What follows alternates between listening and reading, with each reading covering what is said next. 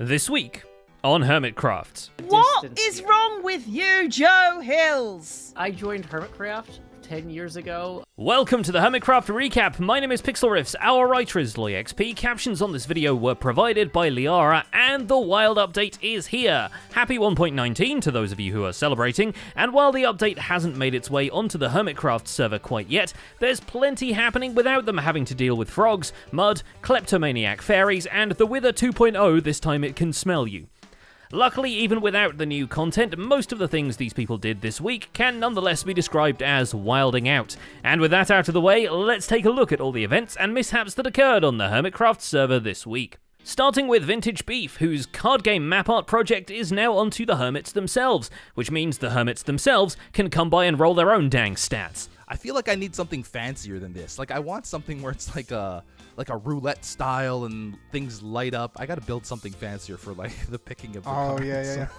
Cubfan is the first to have the honor of pushing his own buttons, and once Beef has mined enough iron to finish the card art, he wanders back to Civilization via the Nether Hub, which he hasn't actually seen yet, to restock his wool shop. Look at all the stars!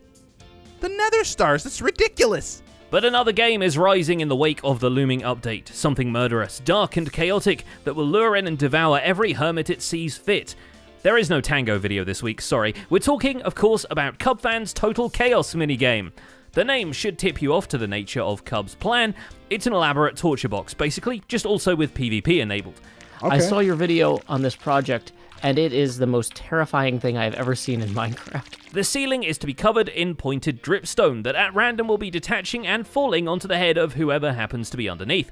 All the while, people inside are already trying to murder each other and potentially knocking more dripstone down with tridents. Fireworks from the side, dripstone from the ceiling, plus PvP. That all together hopefully will equal some total chaos, which is what we're calling this thing. The problem with bringing this concept to life is just how many materials it needs to function. Lucky then that GoodTimesWith Scar has just about finished decorating and stocking his redstone shop. Not for long, mind you, Cub sweeps the shelves and still needs more redstone to make the murder box a reality. Resources are more plentiful. We will lower the prices.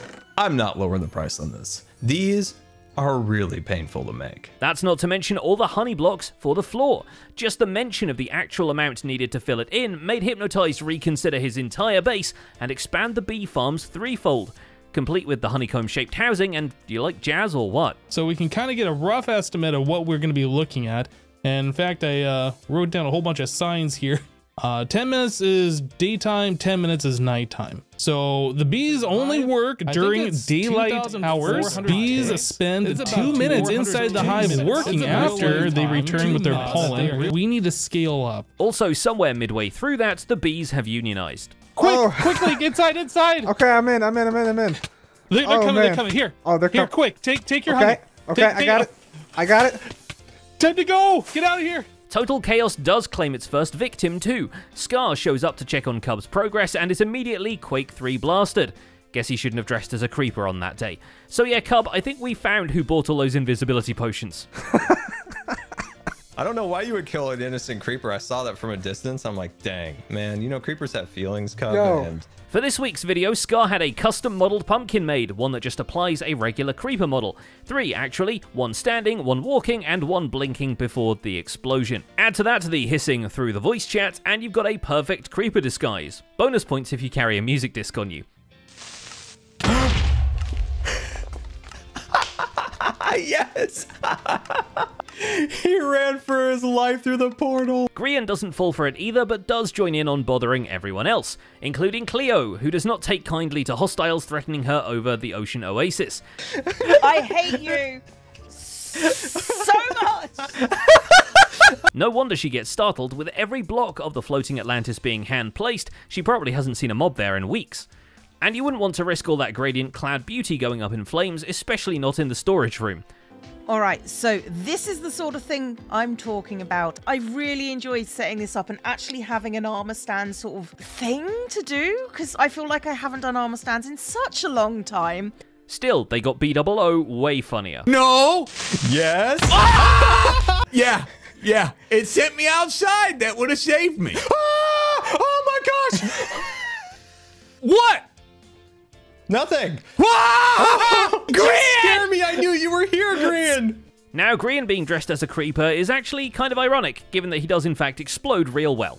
See, Mumbo left him another decoy vault to not investigate, and to his credit, he tells Grian not to investigate it.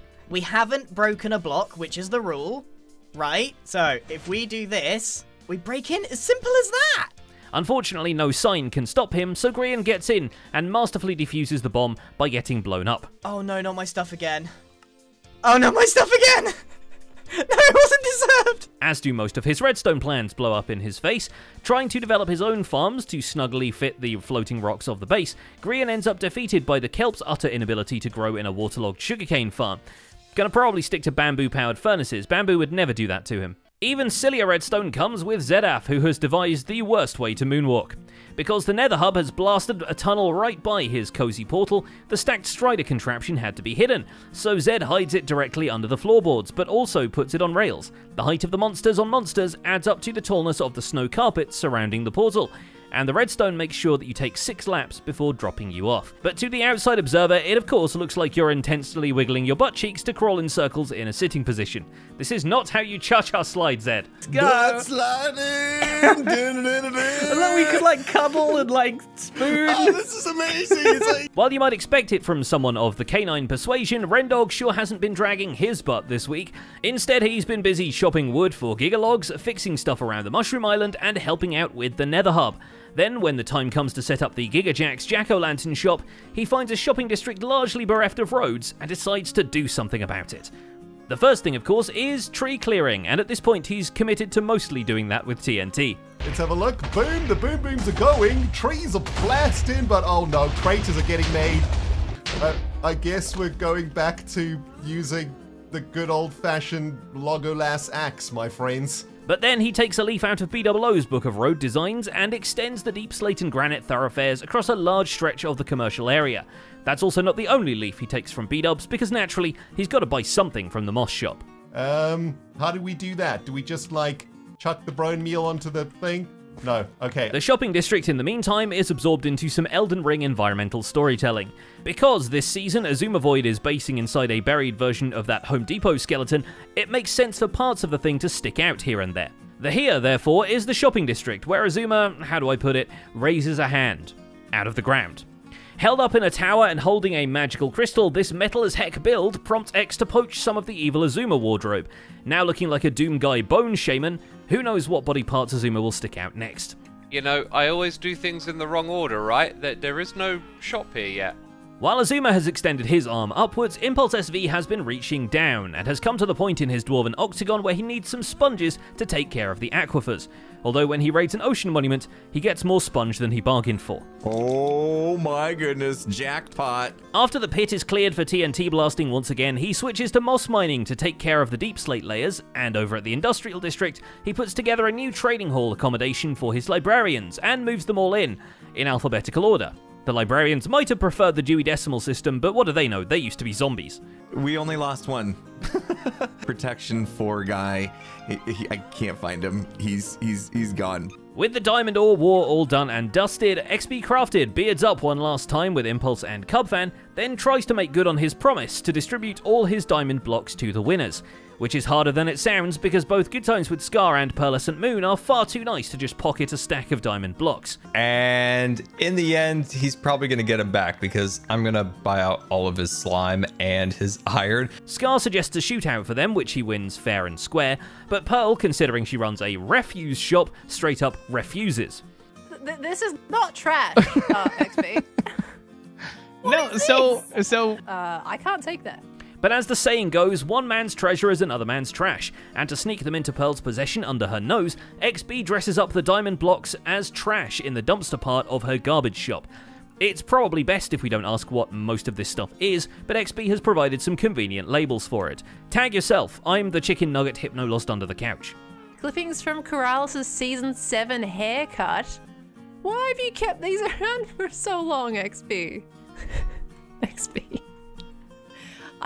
I told him I didn't want his diamonds. I still don't. Look. Discovering these diamonds in the rough, Pearl decides she needs to give them back, and she sneaks them in amongst the oxidized copper blocks in XB's giant train car. Back at her base area, despite the beautifully terraformed landscape, she decides it's high time she had somewhere to live that wasn't just a hole in the ground. So Pearl time-lapses a giant alien mushroom, which may look familiar to anyone who's been following her channel for a while, and nestles it into the landscape with some unfamiliar blocks. And you know it's a legit base because she moves her storage system in afterwards. It certainly adapted into the landscape well with all of the flora that I've created surrounding it, and in general fits the color scheme that I was going for. And finally there's Doc M, who proves he's on another level by building an elevator that has 8 of them. Yeah, I'm going crazy by now. I just spent 4 hours in a call with, you know, Swag and Purple, troubleshooting the elevator. While he's secretly plotting revenge on Scar and Grian for using his perimeter as a quarter-mile-wide sandbox, Doc doesn't have time to act on that because his friends in the Redstone Door design community have come up with a triumph of engineering that he's now cursed to build in survival. After a massive grind, Doc completes the elevator design, which kinda makes real elevators look straightforward by comparison, but the pièce de résistance is a 7-segment display which tracks which floor the elevator is currently on using water. So all he needs is some amethyst in there, and he has a liquid crystal display. And that's about it for this week's recap. Our writer is LoyXP, and my name is Pixelriffs. Captions on this video were provided by Liara. And to celebrate the release of the Wild Update, Zloy has animated another hilarious music video starring a banjo-playing frog, the new chest boat, and the kind of raw chaos only Minecraft can produce. Click the link in this week's end screen theatre. Don't forget to leave a like while you're still here, and subscribe so you won't miss future recaps. Thanks for watching, and we'll see you next week.